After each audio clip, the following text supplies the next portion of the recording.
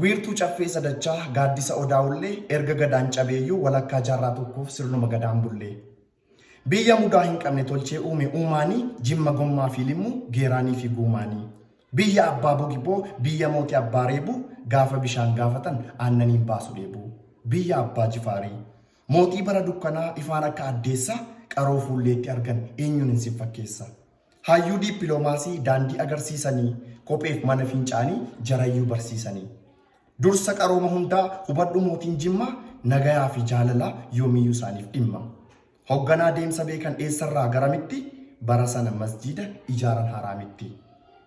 Gabroomsaaf hin gugguufne daangaa tiksee dhaadata kanaafuu bara baraan seenaan isaan yaadata. Ajjeeseen du'a malee biyyan laaddu ormatti amantaas hin jijjiiru citeen bada mormatti. Jedhaniitu gootummaan onnee ofirraa fidanii Minilik gabroomsichaaf tasa buluu didanii. Simboo qabeessa mootii dhalootumaan tolanii gamnummaan hunda dursu hin mo'amne lolanii. Bara hin qaroomnetti qaroo egereef akeeku hoogganaa jijjiiramaa gamanaa gamaan beeku. Bulchaa bulchiinsa haqaa hayyuu moggaasa maqaa fakkeenya fudhu saajaa walqixxee fi sabbataa dhalootaaf dabarsina seenaa keessan gabbata. Qulqulluu alaa keessaa tasa hin qabne xurii masaraan nuuf ragaadha qarooma keenya durii. Lafee dugda biyyaati warqeen cooceetti marge re'ee isaa faana bu'ee kaalitti dursee arge. Buna faajjii araaraa kan nurraa buusu cubbuu namni duraan tamsaasee abbaa joobira abbaa lubbuu arjooma rabbii keessaas nuuf kenname badhaasaa ormi immoo nuu saamuudhaaf dhoksee walitti tasaasa.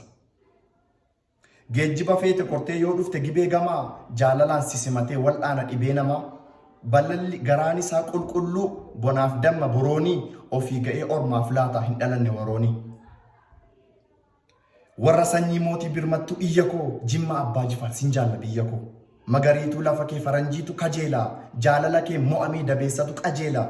Utubaa biyyattii yookaanis dagalee sin jaalladha jimmaa sin dhaaddadha sin utubaa biyyattii yookaanis dagalee sin dhaadanna jimmaa ol kaafnee sagalee. Goototas ni qabna barachuu feenaanii hojii boonsaa qofa akkam faarsu seenaanii. Gabrummaarra duuti caaluu hubattanii dungoo nuuf taatanii kan nuuf gubattanii. Bilisummaa keenyaaf kan nuuf taatan aarsaa jecha kamiin ibseen dandeessin faarsa. Bara hedduu dhokatte seenaan keessan golatti wareegaan har'an geenye malee miti tolatti. Gootota shanan gibee osoo hin qabaatiin cubbuu haqaa qabtanii warra nuuf taatan lubbuu. Gootota shanan gibee osoo hin qabaatiin cubbuu haqaa qabtanii warra nuuf baaftan lubbuu. Eenyummaa keenya tiksuuf warra haqaaf duulanii gabroomsitu adamsuun reeffa diinaa tuulanii.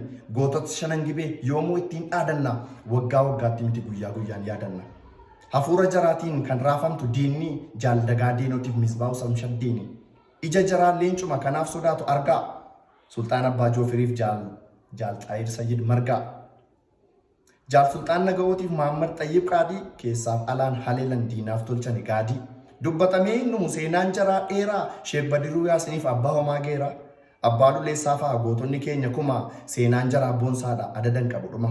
Hin dubbatamne malee biyya gootaati jimmaa barree dhalootaaf kaa'uun hunda keenyaafuu dhimma. Jimmaa abbaa jifaar biyya goototaa.